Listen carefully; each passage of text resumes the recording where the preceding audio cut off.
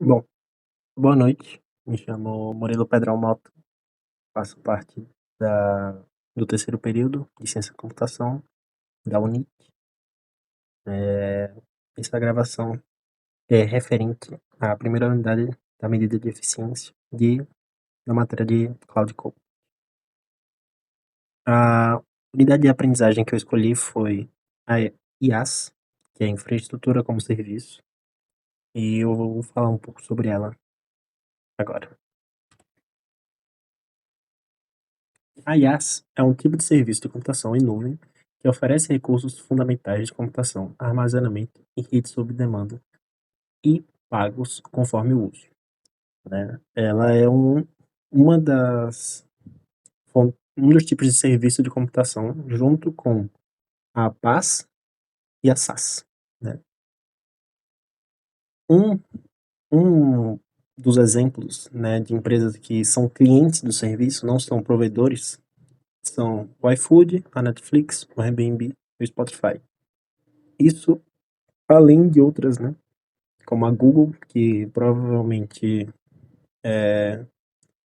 muitas pessoas utilizam desse serviço de cloud da Google, do Spotify, do Airbnb, da Netflix, do iFood, e nem tem noção de que estão utilizando esse tipo de serviço, né? Adiante, a gente tem mais algumas informações do que é de fato a IaaS, né?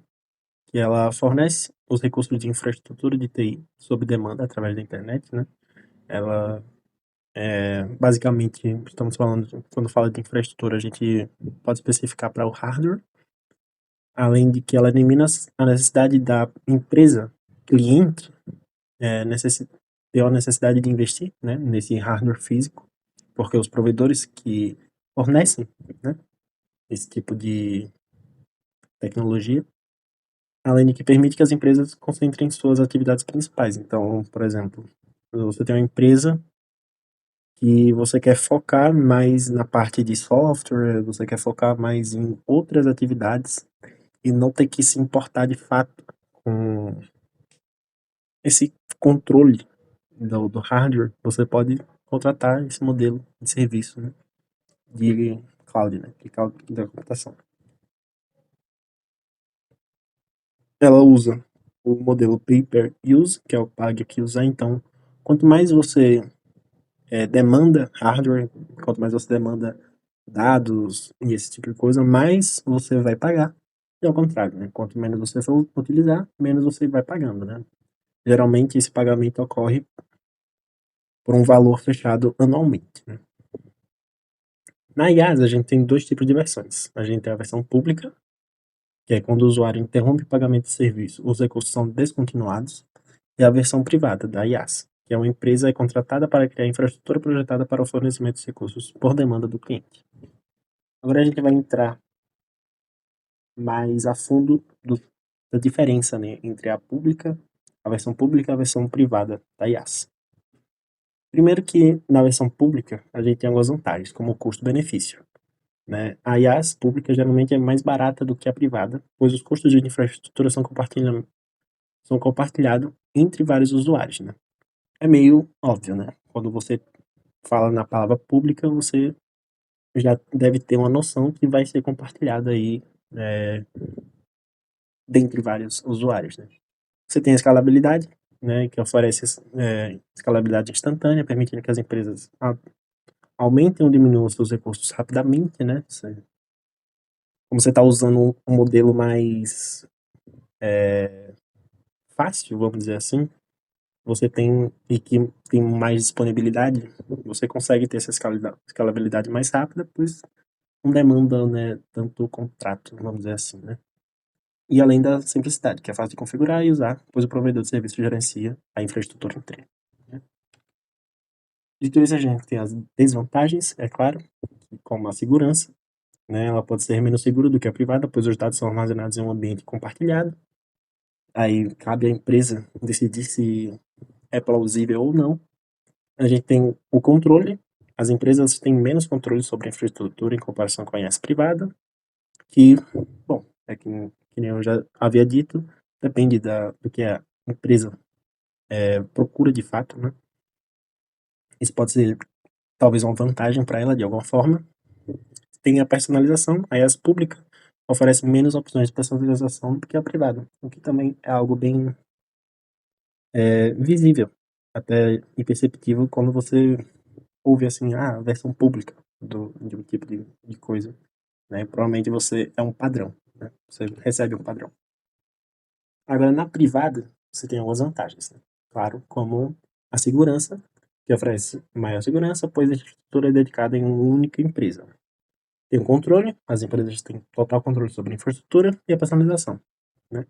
Ou seja, todas as desvantagens que a pública tem, a privada tem, como vantagem. E as desvantagens, obviamente, são as vantagens da pública, né? Que é o custo, a versão privada costuma ser mais cara que a pública, a complexidade é mais complexa de configurar e gerenciar do que a pública, e a escalabilidade, né? Ela pode ser mais limitada do que a pública. Antes de partir para essa área dos benefícios, eu queria só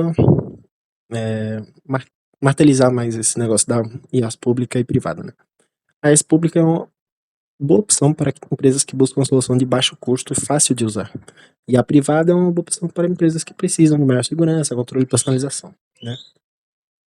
Por exemplo, se você quer um requisito de segurança, se você precisa de um alto nível de segurança, a privada é melhor.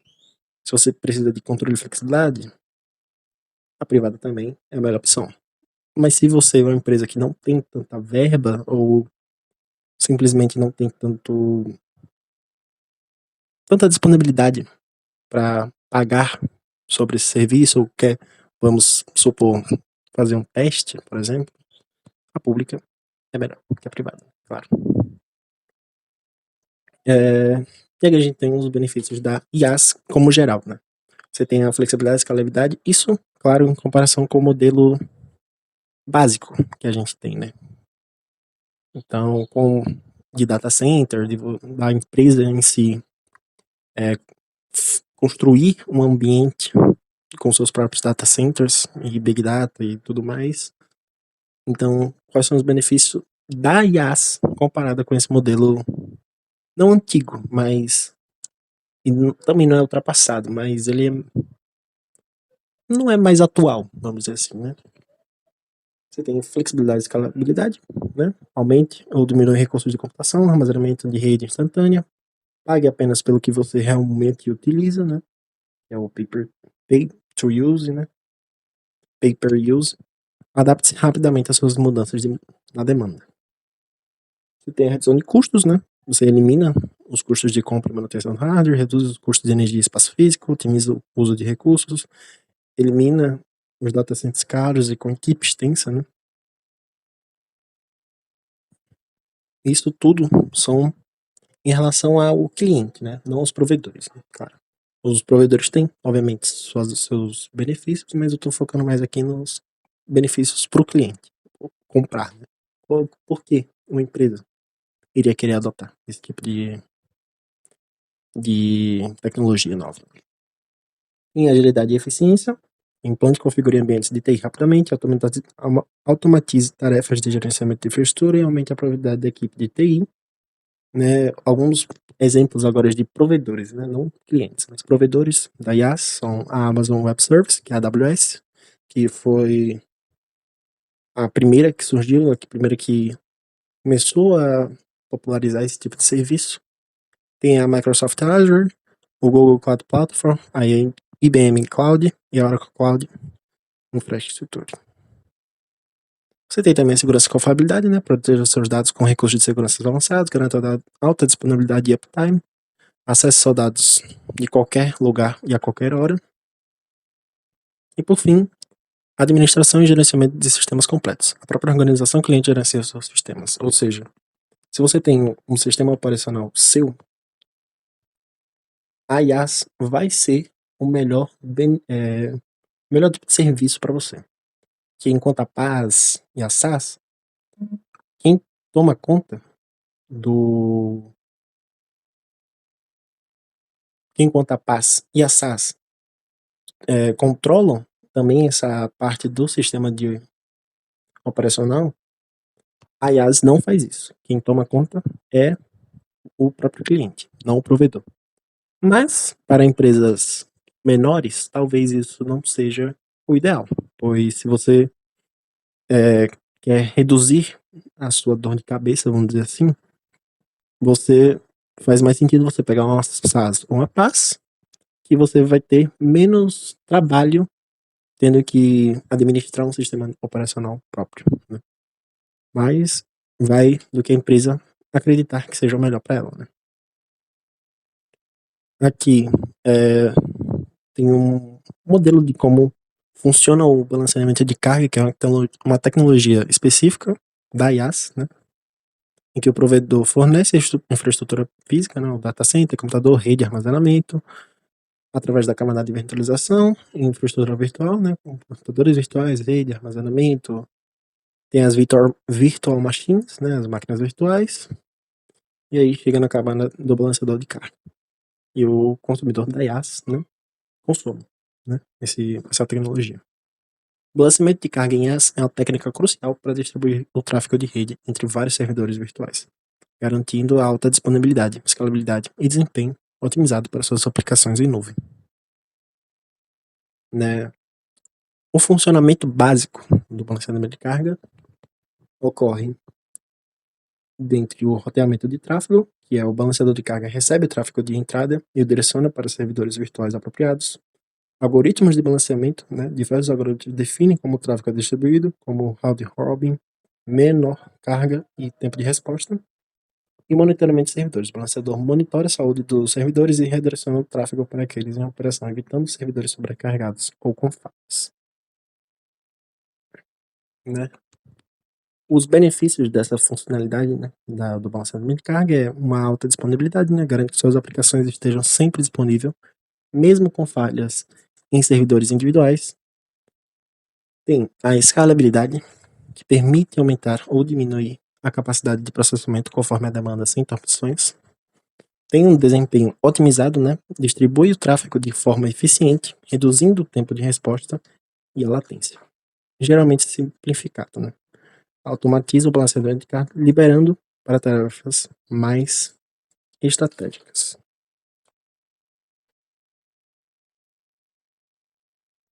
E, por final, tem os benefícios da funcionalidade, né? Quais são os benefícios de você ter essa tecnologia para você, né? É uma ferramenta essencial para garantir alta disponibilidade, escalabilidade e otimização do desempenho de suas aplicações em nuvem. Ao escolher o tipo de balanceador, algoritmo e configurar o monitoramento de forma adequada, você garante o máximo de uptime para suas workloads, né? Alguns exemplos, né, de balanceamento de carga, você tem a AWS, né, com a Elastic Load Balancing, a Microsoft Azure, que tem a Azure Load Balancer, e a Google Cloud Platform tem a Cloud Load Balance. Antes, né, de ir para o final, eu queria destacar os termos que foram usados ali, como o uptime e workloads, né, que para ficar fácil de entender. Você imagina que você tem uma loja virtual hospedada em um serviço de IaaS, e aí durante uma promoção, o tráfego de usuários aumenta significativamente, criando um workload pesado. Se a infraestrutura IaaS não for dimensionada adequadamente para lidar com esse pico, o sistema poderá ficar lento ou até prejudicando as vendas, reduzindo o uptime e prejudicando as vendas. Então, basicamente, o uptime ele refere-se ao tempo total que um sistema está operacional em funcionamento correto, né? Enquanto o workload ele refere-se à carga de trabalho processada por um sistema, no contexto da IaaS. O workload geralmente se refere às atividades e processos executados pelos usuários na infraestrutura alugada ao provedor da nuvem, né? Basicamente, a ordem em um processo de requisição de um balanceamento de carga ocorre quando o usuário faz a requisição, o servidor de balanceamento de carga encaminha essa requisição, primeiro o servidor da base de dados recebe e atualiza essa requisição, depois o software de base de dados encaminha a atualização, e segundo o servidor de base de dados é finalmente atualizado, né? E é isso. Obrigado por assistir ao final. E é isso que foi finalizado sobre IaaS.